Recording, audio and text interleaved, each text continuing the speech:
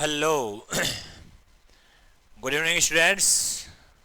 नमस्कार, सुप्रभात, शुभ संध्या मान लो, शुभ दिन मान लो। सभी को जय बजरंगबली, जय मां सरस्वती। आप सभी विद्यार्थियों का अपने आपके YouTube channel VS physics point पर सभी का अभिनंदन, हार्दिक आभार। वैसे विद्यार्थियों, अपन खूब दिनों से मुलाकात हो रही है। थोड़ा सा मैं काम में बिजी था, उसके बाद में मैं थोड़ा सा लाइव सेशन चला रहा था तो उसमें बिजी था। आज अपन फिर जो आगे का पार्ट है वह लेकर मैं आपके साथ जुड़ रहा हूं। देखिए, अपन ने स्टैटिक्स पढ़ रहे थे, इलेक्ट्रोस्टैटिक्स, जिसमें अपन ने बात कर ली थी आवेश क्या होता है, आवेश की उत्पत्ति कैसे होती है, जिसमें अपन ने आवेश की प्रथम कंडीशन की बात कर ली थी। और आवेश का जो प्रथम उत्पत्ति की विधि थी वह थी घर्षण के कारण। आज अपन चर्चा करेंगे लाडलो चालन द्वारा आवेशन, जो हेडिंग आपको दिखाई दे रहा है, चालन द्वारा आवेशन। और बहुत ही शानदार पार्ट है, चालन के द्वारा आवेशन किस प्रकार से होता है। देखिए बेटा, चालन द्वारा आवेशन में क्या होता है, सबसे पहले इसके बारे में हमें डिफाइन करना है। तो चालन द्वारा आवेशन में यानी ऐसी क्रिया जिसमें सजातीय आवेश की उत्पत्ति होती है, सजातीय आवेश की उत्पत्ति होती है, चालन द्वारा आवेशन कहलाती है।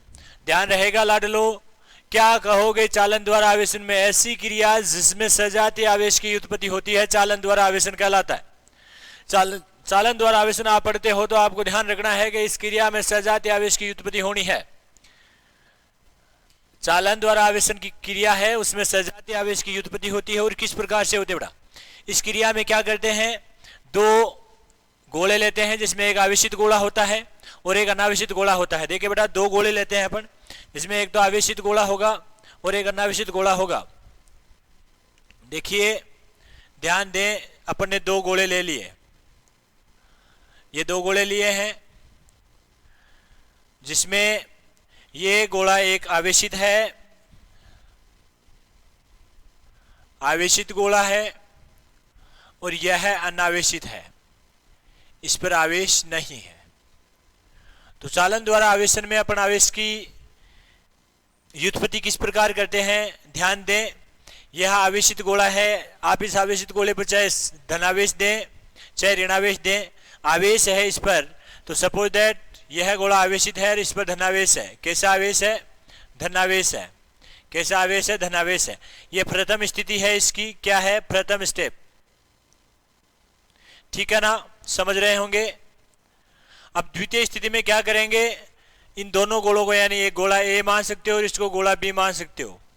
ए गोले और बी गोले को अपन संपर्क करवाते हैं। क्या करते हैं? संपर्क करवाते हैं। देखिए लाडलो, समझते रहिए, इस प्रकार से दोनों को संपर्क करवा देते हैं। ये गोला बी है और ये गोला ए है। जो ए गोला था वह पॉजिटिव चार्ज के साथ था। किस चार्ज के साथ था? धनावेश के साथ था। तो जैसे ही संपर्क में आता है, यह दोनों गोले जैसे ही संपर्क में आएंगे, इनको संपर्क करवाया जाएगा तो प्रतिकर्षण की घटना के कारण, किस घटना के कारण? प्रतिकर्षण की घटना के कारण इस पर भी चार्ज आ जाएगा। कैसा चार्ज आ जाएगा? तो ध्यान दें, इस पर जो चार्ज आएगा, दोनों को स्पर्श करवाएंगे, दोनों को आपस में स्पर्श करवाएंगे यानी टच करवाएंगे, तो स्पर्श के कारण प्रतिकर्षण प्रभाव होगा। कौन सा प्रभाव होगा? प्रतिकर्षण प्रभाव। और इस प्रतिकर्षण प्रभाव के कारण इस पर भी क्या आ जाएगा? गोले बी पर भी चार्ज आ जाएगा। अब अपन यदि इन दोनों गोलों को अलग अलग रखते हैं इस प्रकार से, तो इस पर तो अपना चार्ज रहेगा ही रहेगा। और जो गोला बी है, ये तो गोला ए है, और जो गोला बी आएगा ना अपने पास, जो अपन ने लिया था, इस पर भी पॉजिटिव चार्ज आ जाएगा। कौन सा चार्ज आ जाएगा? पॉजिटिव चार्ज आ जाएगा। तो ये आ गया इस पर पॉजिटिव चार्ज। और किस कारण हुआ? प्रतिकर्षण प्रभाव के कारण इस गोले पर भी पॉजिटिव चार्ज आ गया, यानी चालन द्वारा आवेशन। चालन का मतलब क्या हुआ? जब दोनों जो धात्विक गोले हैं, एक आवेशित है एक अनावेशित है, दोनों को अपने स्पर्श करवाया तो गोला ए पर धनावेश था। क्या था? धनावेश हमने लिया और प्रतिकर्षण प्रभाव हो गया। जब दोनों को स्पर्श करवाया, प्रतिकर्षण प्रभाव के कारण गोले बी पर भी क्या आ गया? पॉजिटिव चार्ज आ गया। क्या आ गया? पॉजिटिव चार्ज आ गया। तो सबसे इंपॉर्टेंट बात है, आवेशन की क्रिया में सजातीय आवेशों की उत्पत्ति होती है। आवेशन की क्रिया में सजातीय आवेशों की, सजातीय आवेशों की उत्पत्ति होती है। आवेशन की क्रिया में सजातीय आवेशों की उत्पत्ति होती है। ध्यान रहेगा लाडलो, यदि क्वेश्चन पूछ लिया जाए, आरबीएससी 1 नंबर का क्वेश्चन यदि पुट कर दे आपकी बोर्ड एग्जाम में और पूछ ले कि चालन द्वारा आवेश की उत्पत्ति होती है, तो उस कंडीशन में क्या होता है, सजातीय आवेशों की उत्पत्ति होती है। तो सबसे पहले आपको ध्यान रखना है लाडलो, क्या ध्यान रखना है कि आवेशन की क्रिया ऐसी क्रिया जिसमें सजातीय आवेश की उत्पत्ति होती है, आवेशन क्रिया कहलाती है। चालन द्वारा आवेशन कहलाती है, क्या कहलाती है, चालन द्वारा आवेशन कहलाती है। और चालन द्वारा आवेशन की क्रिया को समझने के लिए हमने 2 गोलों की कल्पना की, 2 गोले लिए, जिनमें से एक गोले को आवेशित किया हमने, चाहे अपन पॉजिटिव चार्ज दे इस पर चाहे नेगेटिव चार्ज दे, एक चार्ज जरूर देना है। और दूसरा जो गोला बी लिया ना आपने, यह अनावेशित होगा।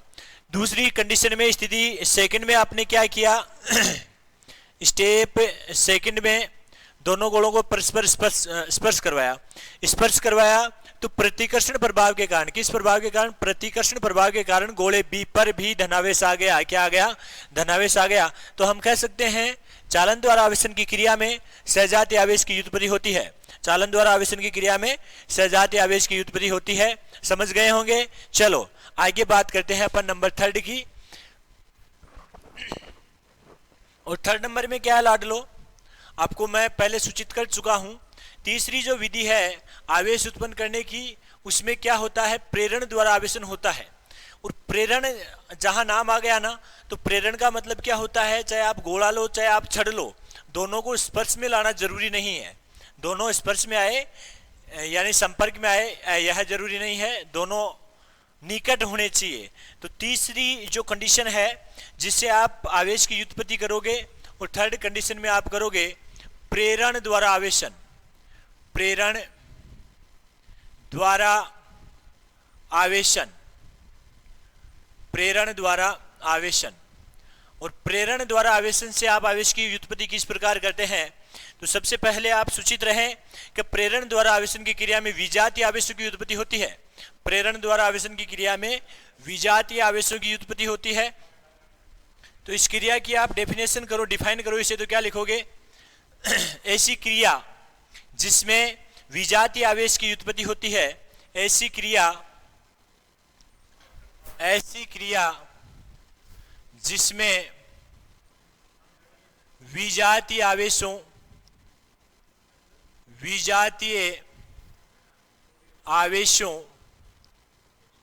की व्युत्पत्ति होती है, विजातीय आवेशों की व्युत्पत्ति होती है। समझ गए होंगे भाई, ऐसी क्रिया जिसमें विजातीय आवेशों की व्युत्पत्ति होती है, इस बात पर फोकस करना बेटा। ऐसी क्रिया जिसमें विजातीय आवेशों की व्युत्पत्ति होती है क्या कहलाता है, प्रेरण द्वारा आवेशन कहलाता है। क्या कहलाता है, प्रेरण द्वारा आवेशन कहलाता है। इस क्रिया में अपन क्या करते हैं, एक तो छड़ लेते हैं और एक गोला लेते हैं। क्या करते हैं, एक छड़ लेते हैं वह एक गोला लेते हैं। प्रेरण द्वारा आवेशन की क्रिया में अपन क्या करते हैं लाडलो, एक तो गोला लेते हैं और एक छड़ लेते हैं। और जो गोला लेते हैं वह अनावेशित होता है। गोला कैसा होता है, अनावेशित होता है, जबकि छड़ होती है धनावेशित होती है। ठीक है ना, इस बात पर भी आप फोकस रखें। छड़ होती है आवेशित होती है, छड़ कैसी होती है, आवेशित होती है। और गोला होता है अनावेशित होता है, गोला अनावेशित होता है। ठीक है ना, तो चलो देखिए अपन क्रिया करते हैं और क्रिया के माध्यम से किस प्रकार से हमें विजातीय आवेश की व्युत्पत्ति होती है, किस प्रकार से विजातीय आवेश हमें प्राप्त होता है। तो चलो बात करते हैं अपन, विजातीय आवेश की व्युत्पत्ति हो रही है और किस प्रकार से होगी। सबसे पहले अपन क्या करते हैं, गोला लेते हैं। और गोला कैसा है लाडलो, अनावेशित गोला है। ठीक है ना, गोला कैसा है, अनावेशित है। गोला कैसा है, अनावेशित है। कैसा गोला है, अनावेशित है। इसके साथ में अपन छड़ लेते हैं और छड़ लेते हैं आवेशित। कैसी छड़ लेते हैं, आवेशित छड़ लेते हैं।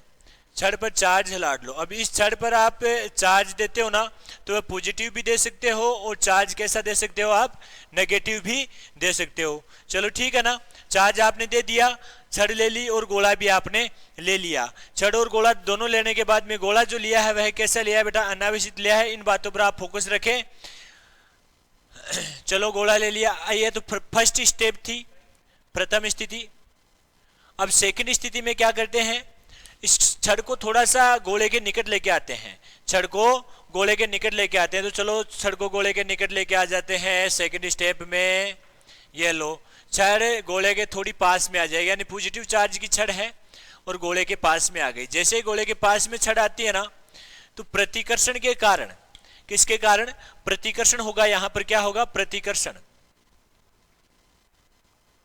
प्रतिकर्षण के कारण यहां पर तो पॉजिटिव चार्ज आ जाएगा या नेगेटिव चार्ज आएगा। कौन सा चार्ज आएगा, नेगेटिव चार्ज। इस सीमा के पास, यानी इस पृष्ठ के पास जिधर छड़ है आपकी रखी हुई, उधर तो आ जाएगा नेगेटिव चार्ज, और इसके विपरीत दिशा में इधर क्या आ जाएगा, पॉजिटिव चार्ज आ जाएगा। क्या आ जाएगा, पॉजिटिव चार्ज।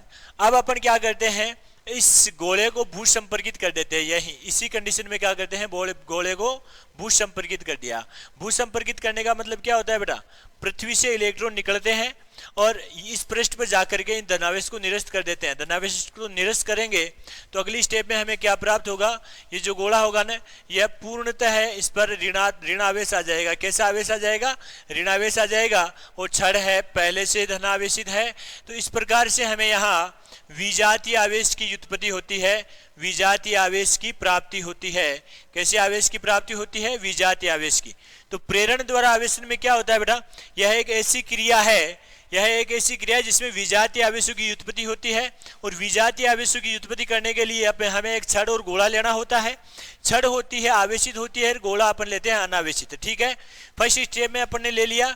सेकंड स्टेप में क्या किया, छड़ को अपन गोले के पास लेके आते हैं। जैसे गोले के पास छड़ आएगी तो प्रतिकर्षण के कारण इस छड़ वाली जो पृष्ठ है, छड़ की दिशा वाली, उस पर ऋणावेश आ जाएगा, और इसकी अपोजिट साइड है उस पर क्या आ जाएगा, धनावेश आ जाएगा। अब इस धनावेश को यहां से हटाने के लिए अपन क्या करते हैं, इस पृष्ठ को भू संपर्कित करते हैं। भू संपर्कित करेंगे तो पृथ्वी से इलेक्ट्रॉन निकलकर इस धनावेश को पूरे को निरावेशित कर देते हैं। अर्थात यह जो गोला अपन ने चुना है, यह क्या हो जाएगा, पूरा का पूरा इस पर ऋणावेश आ जाएगा। अर्थात हम कह सकते हैं कि प्रेरण द्वारा आवेशन की जो क्रिया होती है उसमें विजातीय आवेश की उत्पत्ति होती है। कैसे आवेश की उत्पत्ति होती है, विजातीय आवेश की उत्पत्ति होती है। तो ये थी बेटा अपने 3 कंडीशंस, 3 घटनाएं, 3 विधियां जिनसे हमने आवेश व्युत्पत्ति के बारे में अध्ययन किया, आवेशों की व्युत्पत्ति के बारे में अपन ने सीखा। और आशा करता हूं आप सभी स्टूडेंट्स के, आप सभी विद्यार्थियों के, आप सभी दोस्तों की ये बात समझ में आई होगी कि हमने किस प्रकार से आवेश की व्युत्पत्ति की है। सबसे पहले हमने घर्षण द्वारा आवेशन पढ़ा, उसके बाद में हमने चालन द्वारा आवेशन पढ़ा, और उसके बाद में हमने प्रेरण द्वारा आवेशन की क्रिया पढ़ी। और तीनों क्रियाओं से हमने आवेश की उत्पत्ति के बारे में जानकारी प्राप्त कर ली। घर्षण के द्वारा आवेशन किया तो उसमें क्या होता है, विजातीय आवेश की उत्पत्ति होती है, और चालन द्वारा आवेशन में सजातीय आवेश की उत्पत्ति होती है। और उसके साथ ही साथ हमने बात की प्रेरण द्वारा आवेशन में, तो उसमें भी विजातीय आवेश की उत्पत्ति होती है। अब अपन बात करते हैं ये वास्तव में चार्ज होता क्या है, आवेश होता क्या है। तो बने रहिए वीएस फिजिक्स पॉइंट के साथ। आवेश, हेडिंग लगाइए लाडलो, आवेश यानी चार्ज। क्या होता है आवेश, क्या होता है आवेश। तो किसी पदार्थ से संबंध एक गुण है आवेश। क्या है, किसी पदार्थ से संबंध गुण है आवेश। क्या है लाडलो, किसी पदार्थ से संबंध गुण है। किसी पदार्थ से संबंध वह गुण, लिख लीजिएगा आप, किसी पदार्थ से संबंध वह गुण। ध्यान दें, आवेश किसी पदार्थ से संबंध वह गुण है जिसके कारण वह आकर्षण या प्रतिकर्षण का अनुभव करता है। जिसके कारण वह कौन पदार्थ, जिसके कारण वह आकर्षण या प्रतिकर्षण का अनुभव करता है। प्रतिकर्षण का अनुभव करता है, क्या कहलाता है, आवेश कहलाता है। क्या कहलाता है, आवेश कहलाता है। तो समझ गए होंगे आप, आवेश की जनरल परिभाषा मैंने आप लोगों के सामने पेश की है। और क्या है, किसी पदार्थ से संबंध वह गुण जिसके कारण वह पदार्थ आकर्षण या प्रतिकर्षण का अनुभव करता है। क्या कहलाता है, चार्ज कहलाता है, यानी आवेश कहलाता है। क्या कहलाता है, आवेश कहलाता है। अब देखिए आवेश की और अपन चर्चाएं करेंगे, आवेश की और भी परिभाषा के बारे में अपन अध्ययन करेंगे। तो पहले हमें यह जानना जरूरी है टाइप ऑफ चार्ज, यानी आवेश कितने प्रकार का होता है। तो लाडलो आवेश दो प्रकार का होता है। आवेश दो प्रकार का होता है। आवेश कितने प्रकार का होता है? आवेश दो प्रकार का होता है। आवेश दो प्रकार का होता है। समझ रहे होंगे आवेश कितने प्रकार का होता है? आवेश दो प्रकार का होता है लाडलो। कितने प्रकार का होता है? दो प्रकार का होता है। एक तो होता है धनावेश। क्या होता है? धनावेश, यानी पॉजिटिव चार्ज। एक तो होता है धनावेश और एक होता है ऋणावेश। ऋणावेश यानी नेगेटिव चार्ज। आवेश कितने प्रकार का होता है? दो प्रकार का होता है। कितने प्रकार का होता है? दो प्रकार का होता है। एक तो होता है धनावेश और एक होता है ऋणावेश। आ गया होगा समझ में। अब आवेश को अपन किससे डिनोट करते हैं? तो ध्यान दे, आवेश को स्मॉल क्यू या कैपिटल क्यू से व्यक्त किया जाता है। कैपिटल क्यू से व्यक्त किया जाता है। समझ गए होंगे। आवेश को छोटे यानी स्मॉल क्यू तथा कैपिटल क्यू से व्यक्त किया जाता है। समझ में आ गया। आवेश के सिस्टम इंटरनेशनल यूनिट के अकॉर्डिंग अपन मात्रक की बात करें तो वह भी देख लिए। आवेश का एसआई प्रणाली के अनुसार, यह एसआई जो प्रणाली है वह एमकेएस प्रणाली की बेस्ड है, यानी एमकेएस प्रणाली इसकी आधार प्रणाली है। तो आवेश का एसआई प्रणाली के अनुसार, आवेश का एसआई प्रणाली के अनुसार मात्रक कूलाम या एम्पियर इंटू सेकेंड होता है। Ampere into second. ध्यान रखना बेटा, आवेश का एसआई प्रणाली के अनुसार मात्रक कूलाम या एम्पियर इंटू सेकंड होता है। समझ गए होंगे। आवेश का एसआई प्रणाली के अनुसार मात्रक कूलाम, जिसे सी से व्यक्त करते हैं, या एम्पियर इंटू सेकंड होता है। Into second. ठीक है, ध्यान रखना लाडलो। आवेश का एसआई प्रणाली के अनुसार मात्रक, एक नंबर का क्वेश्चन यदि आपको पूछ लिया जाए तो आवेश का एसआई प्रणाली के अनुसार मात्रक क्या होता है? कूलाम या एम्पियर इंटू सेकंड होता है। कूलाम या एम्पियर इंटू सेकंड होता है। ठीक है। आवेश एक अदिश राशि है। आवेश क्या है? अदिश राशि है। तो इस बात को भी आप फैक्टर लिख ले, आवेश अदिश राशि है। आवेश अदिश राशि है। अब पूछ लिया जाए कि आवेश अदिश राशि है क्यों? तो जूनियर क्लास में आप लोगों ने पढ़ा था कि जो अदिश राशियां होती है वह सदिशों के नियम का पालन नहीं करती। आवेश अदिश राशि है क्योंकि यह सदिशों के नियम का पालन नहीं करती। क्योंकि यह सदिशों के नियम का पालन नहीं करती। क्योंकि ये सदिशों के नियम का पालन नहीं करती है। तो इन बातों के बारे में आपको ध्यान रखना है कि आवेश को क्यू या स्मॉल क्यू से व्यक्त किया जाता है। आवेश का एसआई प्रणाली के अकॉर्डिंग मात्रक कूलाम या एम्पियर इंटू सेकंड होता है। आवेश अदिश राशि है क्योंकि यह सदिशों के नियम का पालन नहीं करती। इसके साथ ही साथ अपन आवेश की विमा की भी चर्चा कर लेते हैं। आवेश की विमा की, सर वो लोगों नहीं लगा। आवेश की जो विमा है ना वह क्या होती है, चलो बात कर लेते हैं। आवेश की विमा, आवेश की विमा वैसे आपने जूनियर क्लास में निकाल रखा है, मैं सीधा लिखवा देता हूं बेटा। आवेश की विमा, थोड़ा सा ध्यान दे, Q बराबर आई टी होता है और I और T दोनों क्या है? मूल राशियां है। I का जो मात्रक होता है एम्पियर होता है, यानी धारा का मात्रक एम्पियर, और समय का जो मात्रक होता है वो सेकंड होता है। तो यहां से जो विमा आएगी ना वह क्या आएगी? देखिए विमा आएगी भाई, इसमें द्रव्यमान नहीं है।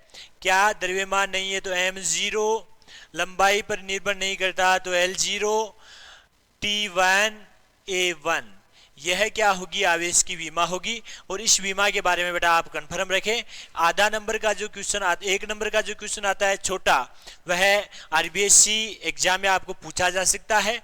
M0 L0 T1 A1 आवेश की क्या होती है, विमा होती है, तो आपको वहां सीधा लिखना पड़ता है। ये होता है अपना आवेश की जनरल इंफॉर्मेशन। अब अपन आवेश से संबंधित कुछ मात्रकों की बात करते हैं। आवेश के कुछ अन्य मात्रक जैसे फेरेड है, जैसे ईएसयू है, ईएमयू है, तो ये क्या होते हैं, इनका एक दूसरे पर जो निर्भरता है वो किस प्रकार से होती है, तो अपन इसकी भी चर्चा करते हैं।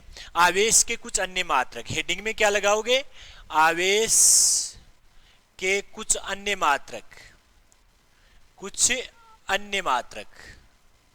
यहां से भी एग्जाम में 1 नंबर का क्वेश्चन पुट हो सकता है, तो ध्यान दें। आवेश के कुछ अन्य मात्रकों की अपन चर्चा करने जा रहे हैं, तो इनको आप बिल्कुल क्रिएटिव होकर देखिए बेटा। आप बिंदास माइंड से पढ़ोगे ना तो फिजिक्स इतना इजी सब्जेक्ट है कि आपकी अंगुलियों पे नाचेगा, रियल बता रहा हूं। और यदि आप मेरे यानी विजय सर के साथ फिजिक्स पढ़ोगे ना तो भूल जाओ कि कहीं फिजिक्स का कोई पहाड़ भी है क्या। फिजिक्स का जो पहाड़ है उसको अपन तोड़ के रख देंगे, बहा देंगे। जिस प्रकार से जीतनराम मांझी का आपने नाम सुना है ना, उसी के अकॉर्डिंग उसने तो पहाड़ तोड़ा था। हमें पहाड़ तोड़ना है, फिजिक्स का पहाड़ तोड़ना है। और वह कैसे तोड़ेंगे, अपनी थिंक को पॉजिटिव लेके, अपने आप के हौसलों को बुलंद करके कि मुझे कुछ करना है। जिस प्रकार से मेरे स्टूडेंट हर साल तहलका मचाते हैं, उसी प्रकार विश्वास दिलाता हूं आप लोगों को, भविष्य में भी मेरे सभी विद्यार्थी उसी प्रकार से आरबीएससी में तहलका मचाते रहेंगे और अपना जो परचम है इसी प्रकार से लहराते रहेंगे। हर बार बोलता हूं बेटा मैं आपको, प्रश्न भी हमारे होंगे, उत्तर भी हमारे होंगे, प्रश्न भी हमारे होंगे, उत्तर भी हमारे होंगे, रिजल्ट भी हमारा ही आएगा और तहलका भी हमारा ही होगा। तो बेटा जितनी देर आप पढ़ते हो ना, बिल्कुल रुचि लगाकर अपने आप को मग्न करके, यानी कि मैं फिजिक्स ही पढ़ रहा हूं, तो अपने आप से फिजिक्स का जो पहाड़ है वह आपके पास आने लगेगा। और फिजिक्स नाम की जो कोई चीज होती है वह आपकी अंगुलियों पे नाचेगी बेटा। कहाँ नाचेगी, आपकी अंगुलियों पे नाचेगी। तो जुड़े रहिए वीएस फिजिक्स पॉइंट के साथ और लुत्फ उठाते रहिए कि फिजिक्स का मजा कैसे आता है, लेते रहिए बेटा। तो आवेश के कुछ अन्य मात्रकों की अपन बात करते हैं। तो आवेश का देखिए अपन बात, सबसे पहले मैं बात करने जा रहा हूं, 1 कूलाम आवेश बराबर, यदि ईएसयू की बात करें इलेक्ट्रोस्टैटिक यूनिट के अकॉर्डिंग, तो 1 कूलाम बराबर होता है 3 × 10⁻9 ESU। अब आपको पूछ लिया जाए कि साहब ESU क्या होता है, ESU क्या होता है, तो ESU होता है सबसे छोटा मात्रक, आवेश का सबसे छोटा मात्रक होता है इलेक्ट्रोस्टैटिक यूनिट बोलते हैं इसे। क्या बोलते हैं, electrostatic unit, electrostatic unit. ESU आवेश का सबसे छोटा मात्रक होता है, आवेश का सबसे छोटा मात्रक, सबसे छोटा मात्रक होता है। ध्यान रहेगा, ESU आवेश का सबसे छोटा मात्रक होता है। और ESU को अपन फ्रैंकलिन के नाम से भी जानते हैं। ESU को फ्रैंकलिन भी कहते हैं। क्या कहते हैं, फ्रैंकलिन। ESU को फ्रैंकलिन भी कहते हैं क्योंकि यह जो मात्रक दिया था उस वैज्ञानिक का नाम फ्रैंकलिन था, तो उनकी स्मृति में ESU यानी इलेक्ट्रोस्टैटिक यूनिट को हमने क्या कह दिया, फ्रैंकलिन कह दिया। क्या कह दिया, फ्रैंकलिन कह दिया। ठीक है। और जो कूलाम है, 1 कूलाम बराबर, यदि आपको पूछ लिया जाए तो ये भी वेरी इंपॉर्टेंट चीज है बेटा, ध्यान रखना इसका कि 1 कूलाम बराबर कितना ESU होता है। एक इलेक्ट्रोस्टैटिक यूनिट में कितने कूलाम होते हैं, तो कितने कूलाम एक इलेक्ट्रोस्टैटिक में होंगे, ये उधर भाग में चला जाएगा, तो 1/3 × 10⁻9 आप इसे बता दोगे। इसके साथ ही साथ एक और शानदार मात्रक है, 1 फैराडे। 1 फैराडे बराबर 96,500 कूलाम होते हैं। 96,500 कूलाम। इस बात का भी बेटा आप गौर करना, 1 फैराडे बराबर 96,500 कूलाम होते हैं और ये आवेश का सबसे बड़ा मात्रक होता है। आवेश का सबसे बड़ा मात्रक, आवेश का सबसे बड़ा मात्रक होता है। एक फेराडे यानी फेराडे जो होता है आवेश का सबसे बड़ा मात्रक होता है, और एक फेराडे बराबर 96,500 गुलाम होते हैं। एक फेराडे बराबर 96,500 गुलाम होते हैं। ठीक है, और मैं एक बड़े मात्रक की बात करता हूं आपके पास, एक इलेक्ट्रोमैग्नेटिक यूनिट जिसे ईएमयू बोलते हैं। अपन क्या बोलते हैं? ईएमयू बोलते हैं। एक इलेक्ट्रोमैग्नेटिक यूनिट, ध्यान रखना बेटा, ईएमयू की फुल फॉर्म आपको पूछी जा सकती है, इलेक्ट्रोमैग्नेटिक यूनिट। एक इलेक्ट्रोमैग्नेटिक यूनिट बराबर कितना गुलाम होता है? एक इलेक्ट्रोमैग्नेटिक यूनिट जो होता है उसका मान कितने गुलाम के बराबर होता है? तो ध्यान रखना 10 गुलाम होता है, और ईएसयू में इसे चेंज करोगे तो क्या हो जाएगा? 3 गुणा 10 की पावर 10, एक 10 और आ गया ना, ईएसयू। इस बात का आपको ध्यान रखना है।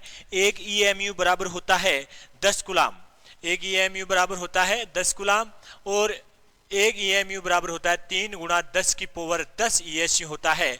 एक ईएमयू बराबर, ईएमयू का मतलब इलेक्ट्रोमैग्नेटिक यूनिट, और ईएसयू का मतलब इलेक्ट्रोस्टैटिक यूनिट, इलेक्ट्रोस्टैटिक यूनिट। अब कुछ एक और है, जैसे माइक्रो में, पिको में, इनकी अपन बात करते हैं।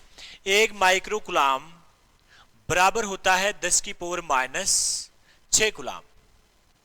ध्यान रहेगा, एक नैनो गुलाम बराबर होता है 10 की पावर माइनस 9 गुलाम, और एक पिको गुलाम बराबर होता है 10 की पावर माइनस 12 गुलाम।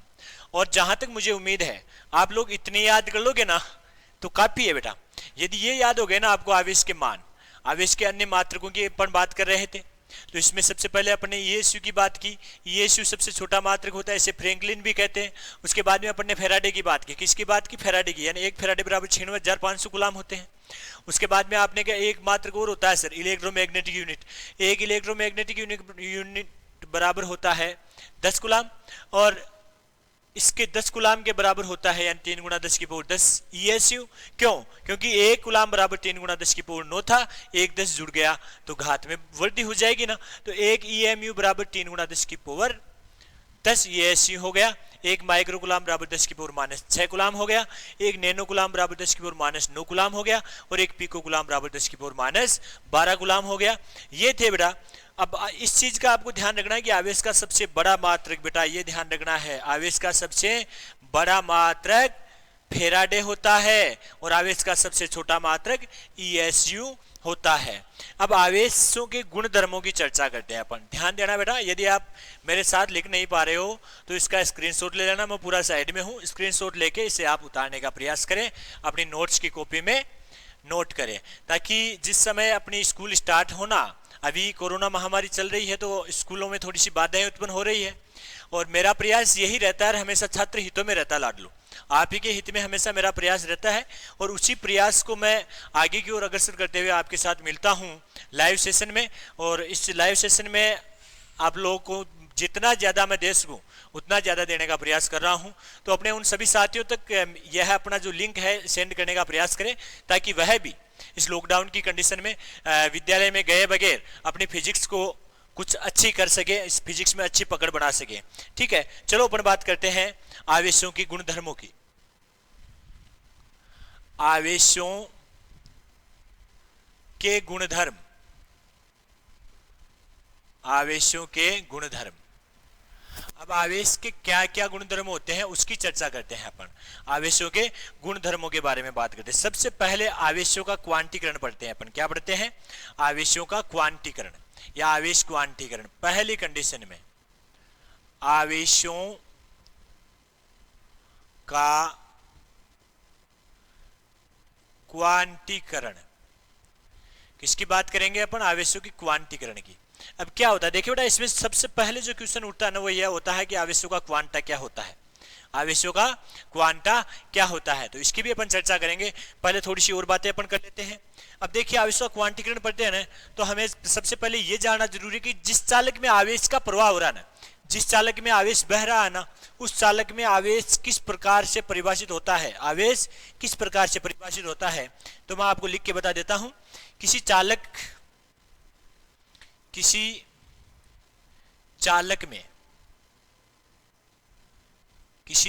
में आवेश इलेक्ट्रॉन का पूर्ण गुणज होता है, इलेक्ट्रॉन का पूर्ण गुणज होता है।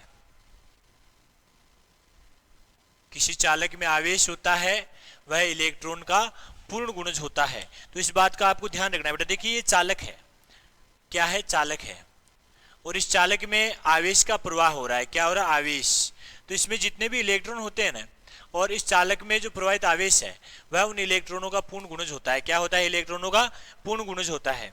तो आपको ध्यान रखना है, यदि n इलेक्ट्रॉन किसी चालक में, यदि n इलेक्ट्रॉन किसी चालक में प्रवाहित हो रहे हैं तो उसमें उत्पन्न आवेश क्या होगा। देखिए तीर का चिन्ह लगा के लिखना।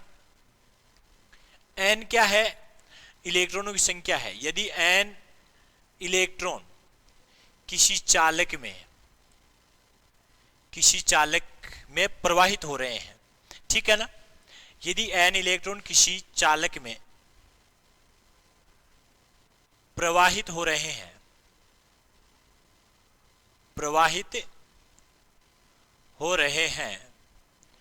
तो यदि n इलेक्ट्रॉन किसी चालक में प्रवाहित हो रहे हैं तो चालक में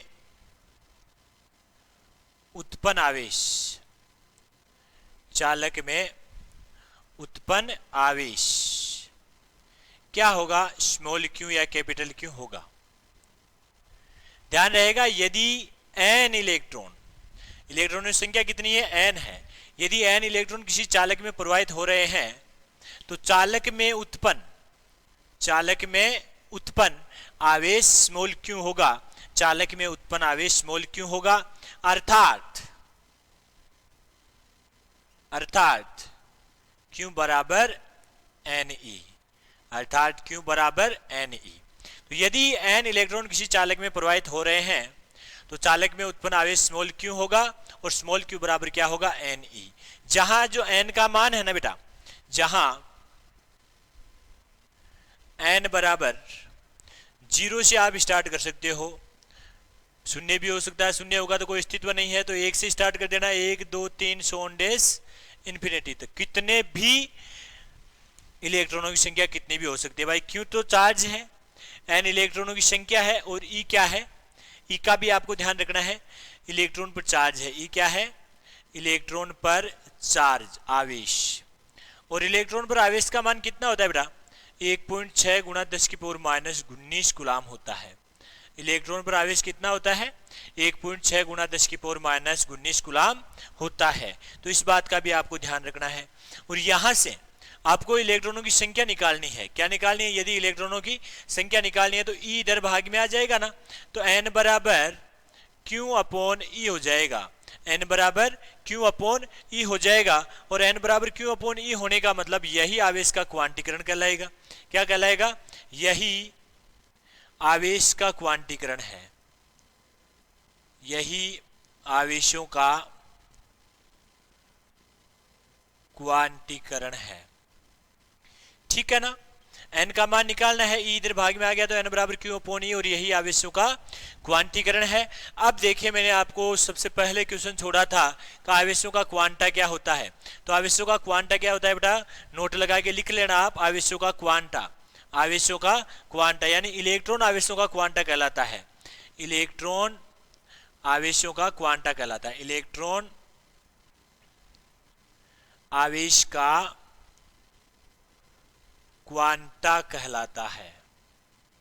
ध्यान रहेगा ना, इलेक्ट्रॉन है वही आवेश का क्या कहलाता है, क्वांटा। इस बात के बारे में ध्यान रखें, आवेश का क्वांटा क्या होता है, आवेश का क्वांटा क्या होता है। तो आवेश का क्वांटा क्या होता है लाडलो, इलेक्ट्रॉन होता है। आवेश का क्वांटा किसे कहते हैं, इलेक्ट्रॉन को कहते हैं। आवेश का क्वांटा किसे कहते हैं, इलेक्ट्रॉन को आवेश का क्वांटा कहा जाता है। ध्यान रहेगा ना, इलेक्ट्रॉन का क्वांटा किसे कहते हैं, वेरी गुड, किसे कहते हैं, आवेश का क्वांटा किसे कहते हैं, इलेक्ट्रॉन को कहते हैं। चलो ये था आवेशों का क्वांटीकरण। अब यहां से देखिए बेटा, क्वेश्चन जो पुटअप होता है ना, न्यूमेरिकल 100% आता है। क्या आता है, यदि किसी चालक में, क्वेश्चन कैसे आता है, 1 कूलाम आवेश परिकलित करने के लिए किसी चालक में कितने इलेक्ट्रॉनों की आवश्यकता होती है। 1 कूलाम आवेश परिकलित करने के लिए किसी चालक में कितने इलेक्ट्रॉनों की आवश्यकता होती है, ठीक है ना। तो इस न्यूमेरिकल को आप देखें और कीजिए, ठीक है ना। एक कूलाम आवेश परिकलित करने के लिए कितने इलेक्ट्रॉनों की आवश्यकता होती है, तो मैं करवा देता हूं आपको, छोटा सा है ताकि आपकी समझ में भी आ जाए कि हाँ सर ये न्यूमेरिकल होता है। एक न्यूमेरिकल सीख गए ना, उसके बाद में चाहे कैसा भी न्यूमेरिकल आए इससे रिलेटेड आप आराम से कर लोगे। तो देखिए मैं न्यूमेरिकल आपको करवाई देता हूँ, है ना। ध्यान दें, न्यूमेरिकल कर रहे हैं अपन। एक कूलाम आवेश को, क्वेश्चन है, एक कूलाम आवेश परिकलित करने के लिए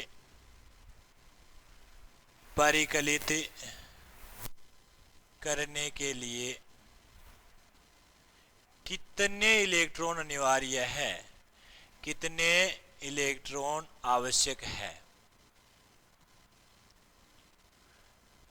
अब समझ जाओगे आप, एक कूलाम आवेश परिकलित करने के लिए कितने इलेक्ट्रॉन आवश्यक है या कितने इलेक्ट्रॉनों की आवश्यकता होती है।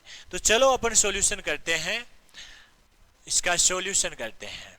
सॉल्यूशन करेंगे ना, तो एक कूलाम आवेश का मान हमें दे रखा है बेटा, आवेश क्यू बराबर क्या दे रखा है, एक कूलाम दे रखा है। आवेश का मान दे रखा है क्यू बराबर एक कूलाम। एक कूलाम आवेश परिकलित करने के लिए कितने इलेक्ट्रॉनों की आवश्यकता होगी। इलेक्ट्रॉन पर चार्ज अपन जानते हैं 1.6 गुणा 10 की पावर माइनस 19 कूलाम होता है। ज्ञात क्या करना है आपको, इलेक्ट्रॉनों की संख्या ज्ञात करनी है। क्या करनी है, इलेक्ट्रॉनों की संख्या। तो ये जो बातें है ना, ये जो आपने ये लिखी है, ये अपने क्वेश्चन में दे रखी है।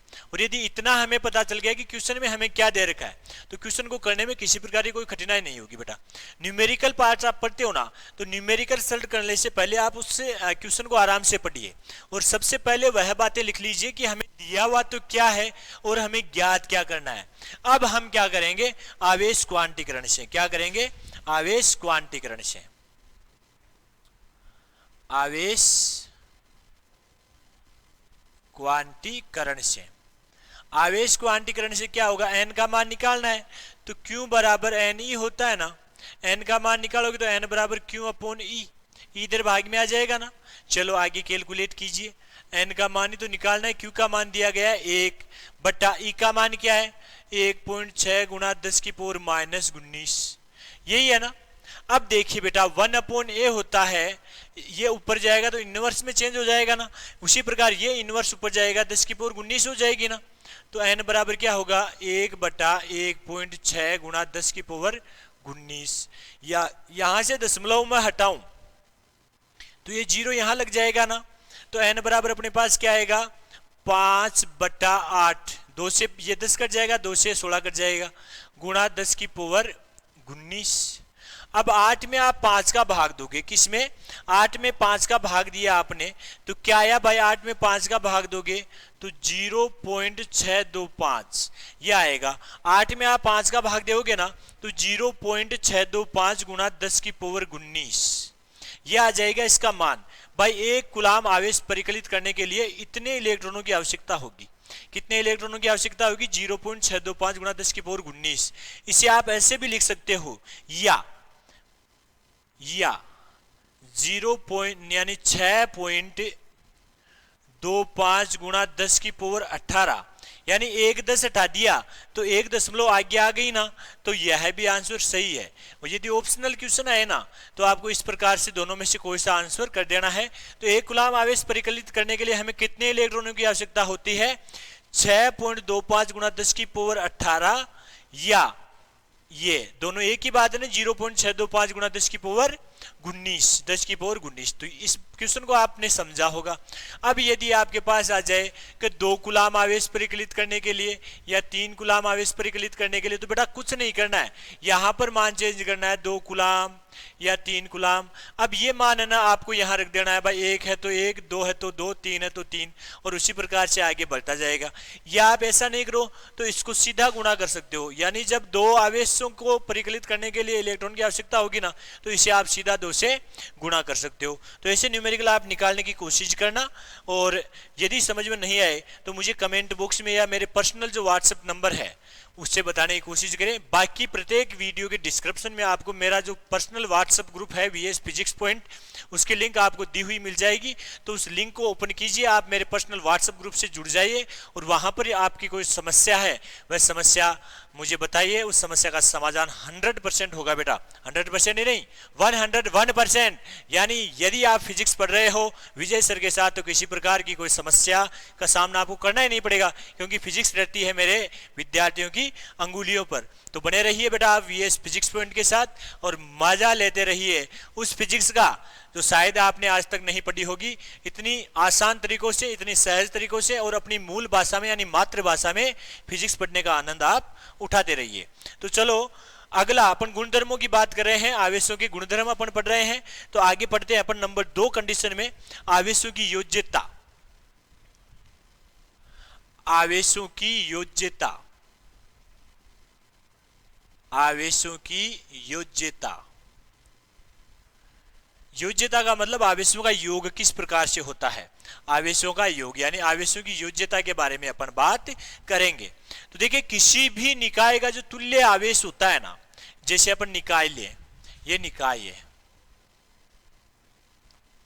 और इस निकाय में आवेश है खूब सारे, जैसे Q1 है, Q2 है, Q3 है, Q4 है, Q5 है, Qn है। यानी इसमें आवेश n है, आवेशों की संख्या कितनी है, n है।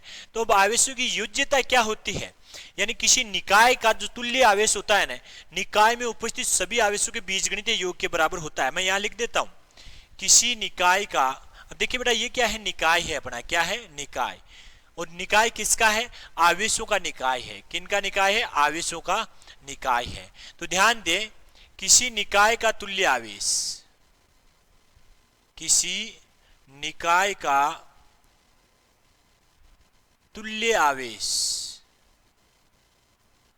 किसी निकाय का तुल्य आवेश निकाय में उपस्थित, निकाय में उपस्थित सभी आवेशों, सभी आवेशों के बीजगणितीय योग,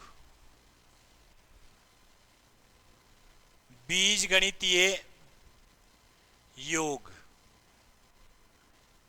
के बराबर होता है, के बराबर होता है। तो आप लोग समझ रहे होंगे कि ये निकाय हमने लिया और निकाय में आवेशों की संख्या n है।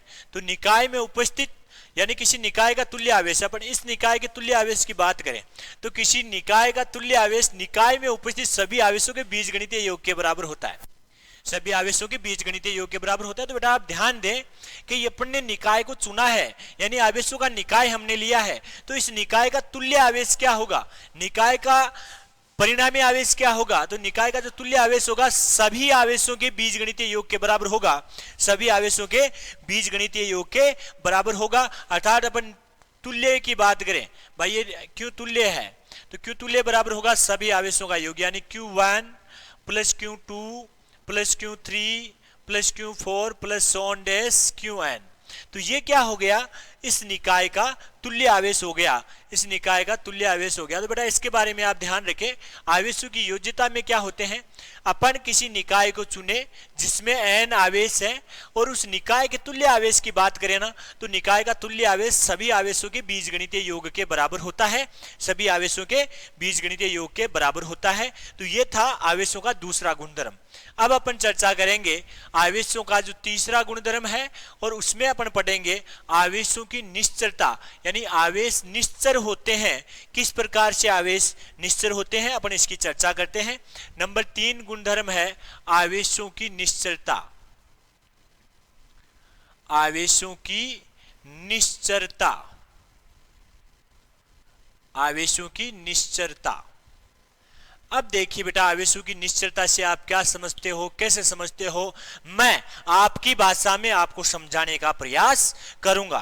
तो देखिए बेटा आवेश वेग पर निर्भर नहीं करता, आवेश जो होता है ना वह वेलोसिटी पर निर्भर नहीं करता है। तो आपको सबसे पहले लिखना है आवेश वेग पर निर्भर नहीं करता, आवेश वेग पर निर्भर नहीं करता है। आवेश वेग पर निर्भर नहीं करता है। आवेश वेलोसिटी पर डिपेंड नहीं होता, आवेश वेग पर निर्भर नहीं करता। अर्थात आप कह सकते हैं, अर्थात गतिशील आवेश जब गति करना प्रारंभ करता है तो विराम अवस्था में जो आवेश का मान था ना, वही का वही आवेश होगा। देखिए बेटा, अर्थात विराम अवस्था में आवेश, विराम अवस्था में आवेश बराबर होगा गतिशील अवस्था में आवेश, गतिशील अवस्था में आवेश। इस बात का आपको ध्यान रखना है कि विराम अवस्था में जब आवेश विराम स्थिति में था और जब आवेश गतिशील, यानी आवेश विराम था, क्या था? विराम, आवेश विराम कंडीशन में था और उसके बाद में आवेश गतिशील हो गया, आवेश गतिशील हो गया। तो विराम अवस्था में और गतिशील अवस्था में चार्ज के मान में कोई परिवर्तन नहीं होता, अर्थात चार्ज क्या होता है? बराबर होता है। तो यह होता है आवेशों की निश्चलता, यानी आवेश वेग पर निर्भर नहीं करते। अर्थात जब आवेश विराम अवस्था में था उस समय चार्ज का जितना वैल्यू थी ना, उतनी की उतनी वैल्यू उसकी गतिशील अवस्था में रहेगी। अर्थात विराम अवस्था में जितना आवेश है उतना ही आवेश आपको गतिशील अवस्था में प्राप्त होगा। तो यह होती है आवेशों की निश्चलता। अब आवेशों की निश्चलता में ही अपन एक शानदार टॉपिक पढ़ते हैं जिससे अपन कहते हैं विशिष्ट आवेश। और विशिष्ट आवेश की अपन बात करेंगे ना, तो यहां पर हमने लिख रखा है कि आवेश वेग पर निर्भर करता है, निर्भर नहीं करता। तो अपन वहां पर बात करेंगे कि साहब विशिष्ट आवेश तो वेग पर निर्भर करता है, और जैसे जैसे आवेश की गति बढ़ती है ना, वैसे वैसे उसका द्रव्यमान बढ़ता जाता है। तो देखिए लाडलो, विशिष्ट आवेश किसकी बात करेंगे अपन? विशिष्ट आवेश की। विशिष्ट आवेश, देखिए विशिष्ट आवेश क्या होता है। विशिष्ट आवेश क्या होता है? बहुत ही शानदार पार्ट है बेटा, और 5 या 6 मिनट में अपन ये जो पार्टीशन है ना, जो गुणधर्म वाला, ये कंप्लीट कर लेंगे। तो आप पूरा वीडियो को देखिए ताकि अगला पार्ट अपन लेके आए ना तो उसमें सीधा, हालांकि कूलाम का नियम मेरा डाला हुआ है, परंतु अपन एक बहुत ही शानदार तरीके से मॉडर्न टाइप में कूलाम का नियम पढ़ेंगे, और वह पढ़ेंगे अपन अगले पार्ट में। किसमें पढ़ेंगे? अगले पार्ट में पढ़ेंगे। You are understand? चलो ठीक है, अपन बात करते हैं विशिष्ट आवेश क्या होता है। तो किसी कण का आवेश, ध्यान दे, किसी कण का आवेश तथा उस कण का द्रव्यमान का जो अनुपात है ना, वह विशिष्ट आवेश कहलाता है। क्या कहलाता है? विशिष्ट आवेश कहलाता है। तो लिखिए लाडलो, किसी कण का आवेश क्यों वह उस कण का द्रव्यमान, वह उस कण का द्रव्यमान, उस कण के लगाना बेटा, उस कण के द्रव्यमान का अनुपात, का रेशियो, का अनुपात विशिष्ट आवेश कहलाता है। क्या कहलाता है? विशिष्ट आवेश। क्या कहलाता है? विशिष्ट आवेश कहलाता है बेटा। क्या कहलाता है? विशिष्ट आवेश। ठीक है ना? एक बार पुनः समझ लें, किसी कण का आवेश क्यों वह उस कण का द्रव्यमान स्मॉल एम लगा देना बेटा, तथा उस कण का द्रव्यमान स्मॉल एम का अनुपात क्या कहलाता है? विशिष्ट आवेश कहलाता है। क्या कहलाता है?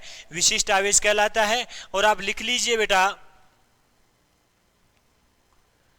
विशिष्ट आवेश बराबर, विशिष्ट आवेश बराबर Q अपॉन स्मॉल एम, यह होता है विशिष्ट आवेश।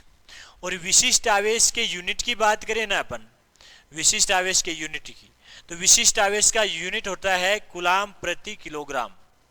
विशिष्ट आवेश का यूनिट क्या होता है? कूलाम प्रति किलोग्राम होता है बेटा।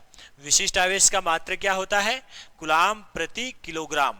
ध्यान दें तो किसी कण पर आवेश तथा उस कण के द्रव्यमान का अनुपात क्या कहलाता है? विशिष्ट आवेश कहलाता है। क्या कहलाता है?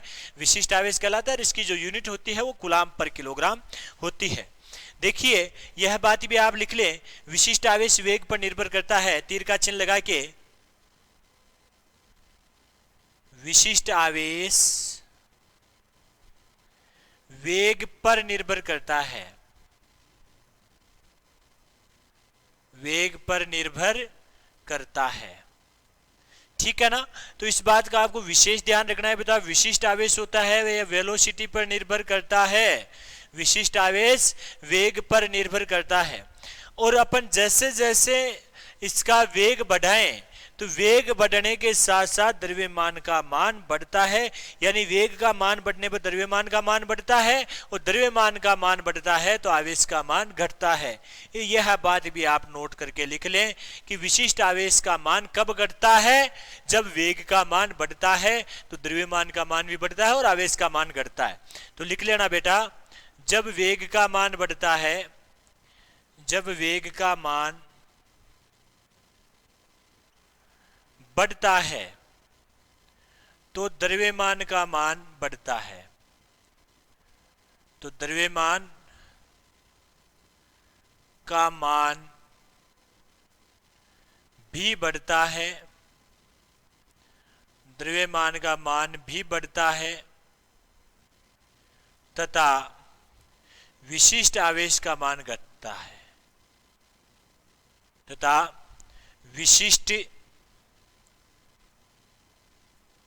आवेश का मान घटता है।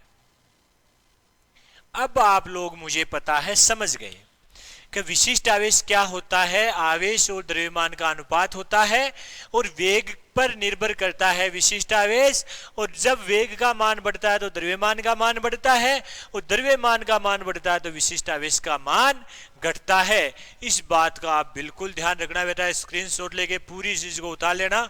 आपको साफ साफ दिखाई दे रहा होगा, मुझे स्क्रीन पर दिखाई दे रहा है, बिल्कुल साफ दिखाई दे रहा है। ठीक है ना? तो जब वेग का मान बढ़ता है तो द्रव्यमान का मान भी बढ़ता है और विशिष्ट आवेश का मान घट जाता है।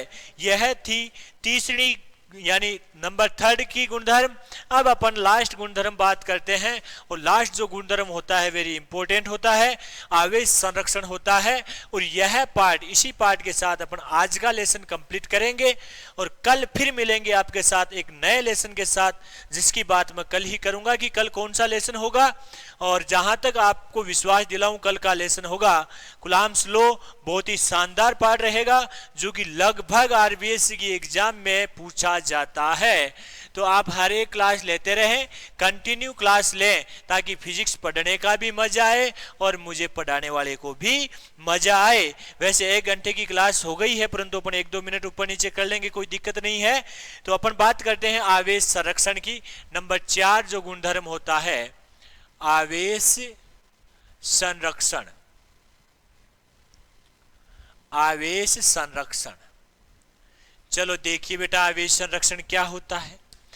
देखिए आवेश संरक्षण के नियम का प्रतिपादन किसने किया था, तो इस बात का आप विशेष ध्यान दें।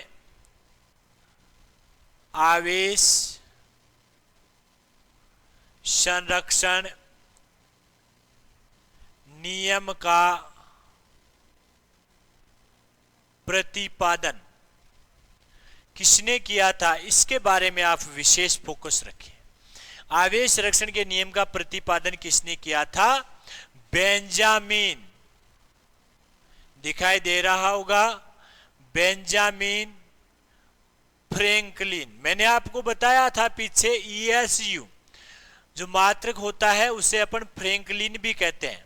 ईएसयू जो मात्रक होता है उसे अपन फ्रैंकलिन भी कहते हैं, क्योंकि आवेश संरक्षण नियम का जो प्रतिपादन किया था ना, उस वैज्ञानिक का नाम क्या था बेटा?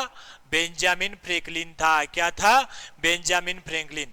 यानी आवेश संरक्षण से रिलेटेड जो नियम प्रतिपादन किया, आवेश को संरक्षित राशि जिसने बताई, उस वैज्ञानिक का नाम था बेंजामिन फ्रैंकलिन। और इस बेंजामिन फ्रैंकलिन ने ही आवेश का सबसे छोटा मात्रक दिया था। आवेश का सबसे छोटा मात्रक किसने दिया था? बेंजामिन फ्रैंकलिन ने सबसे छोटा मात्रक, और वह मात्रक क्या दिया था? फ्रैंकलिन ही दिया था, जिसे ESU कहते हैं, यानी इलेक्ट्रोस्टैटिक यूनिट कहा जाता है। चलो बात करते हैं वह नियम क्या होता है, आवेश संरक्षण का नियम क्या होता है। मैं आपको लिख करके बता देता हूं।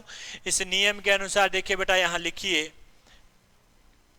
इस नियम के अनुसार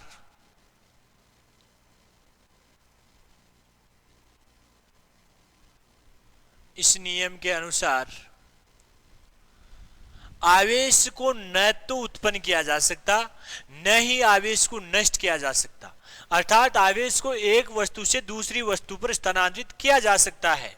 देखिए यहां लिख लीजिए बेटा, आवेश को न तो उत्पन्न किया जा सकता, आवेश को न तो उत्पन्न किया जा सकता, न ही नष्ट किया जा सकता, न ही नष्ट किया जा सकता। आवेश अर्थात आवेश को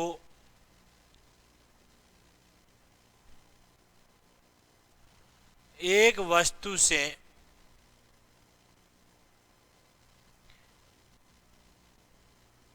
दूसरी वस्तु पर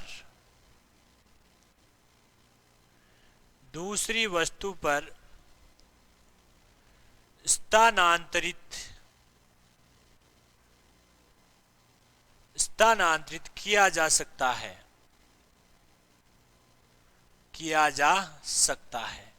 यही होता है बेटा आवेश संरक्षण का नियम। आवेश को न तो उत्पन्न किया जा सकता, यानी आवेश को न तो उत्पन्न किया जा सकता है, न ही नष्ट किया जा सकता। आवेश को न तो उत्पन्न किया जा सकता, न ही नष्ट किया जा सकता। आवेश को एक वस्तु से दूसरी वस्तु पर स्थानांतरित किया जा सकता है। आवेश को न तो उत्पन्न किया जा सकता, आवेश को न ही नष्ट किया जा सकता। आवेश को एक वस्तु से दूसरी वस्तु पर स्थानांतरित किया जा सकता है, अर्थात आवेश संरक्षित राशि है, अर्थात आवेश संरक्षित राशि है, आवेश संरक्षित राशि है। आवेश के साथ और भी राशियां संरक्षित है, अपन उसके बारे में भी चर्चा करेंगे, जैसे कार्य है, ऊर्जा है, संवेग है, ये सब संरक्षित राशियां है। तो उन्हीं राशियों की श्रेणी में आता है आपका आवेश। आवेश संरक्षित होता है। आवेश संरक्षण का नियम किसने प्रतिपादित किया? बेंजामिन फ्रैंकलिन ने किया, और बेंजामिन फ्रैंकलिन ने ही आवेश का सबसे छोटा मात्रक दिया। चलो बेटा, आपने आज की क्लास ली VS फिजिक्स पॉइंट पर, और VS फिजिक्स पॉइंट पर यह वीडियो पूरा देखने के लिए आपका हृदय की अटल गहराइयों से आभार। और बेटा, अपना जो चैनल है बहुत ही शानदार तरीके से परफॉर्म दिखा रहा है, तो आप सभी दोस्तों से विनम्र निवेदन है, मेरे स्टूडेंट्स से तो विशेष रूप से अपील है कि आप इस चैनल को ज़्यादा से ज़्यादा मोटिवेट करें, ज़्यादा से ज़्यादा अपने दोस्तों तक पहुंचाएं, शेयर करें, लाइक करें, कमेंट करें, और उसके साथ साथ बेल आइकन को दबाते हुए आप सब्सक्राइब जरूर कर दें, ताकि अपन जल्दी ही लाइव आ सके, बहुत शानदार प्रकार से अपन जो सीनियर क्लास का पार्ट है वह आप तक पहुँचा सकें। तो चलो आज का सेशन अपन यहीं खत्म करते हैं। वैसे मैं आपको एक बात बता दूं, अपने जो बड़े साथी हैं, बड़े भाई बहन हैं, उनको ये बताना न भूलें कि विजय सर एयरफोर्स नेवी NDA की फिजिक्स के रूप में तैयारी करवा रहे हैं। रामेश्वरम लाइव क्लासेस, जो कि कुचामन सिटी नहीं, राजस्थान का सुपर लाइव स्टेशन है, वहां से एयरफोर्स और नेवी के बैच लॉन्च करके पूरे कोरोना काल में विद्यार्थियों के हितों में कार्य कर रहे हैं। तो आप एयरफोर्स और नेवी की तैयारी करने वाले उन विद्यार्थियों को यह बताएं कि आप रामेश्वरम लाइव जो ग्रुप है, जो ऐप है, वह ऐप गूगल प्ले स्टोर से डाउनलोड कीजिए, उसे इंस्टॉल कीजिए। इंस्टॉल करने के बाद में अपना रजिस्ट्रेशन कीजिए, और किसी प्रकार की टेक्निकल इश्यू आपको हो रही है तो लाइव स्टेशन के जो टेक्निकल एक्सपर्ट सर है श्रीमान अनिल जी, तो उनके नंबर आपको मिल जाएंगे डिस्क्रिप्शन बॉक्स में, तो उनसे आप संपर्क करें। चलो आज का सेशन यहीं खत्म करते हैं। नमस्कार, धन्यवाद।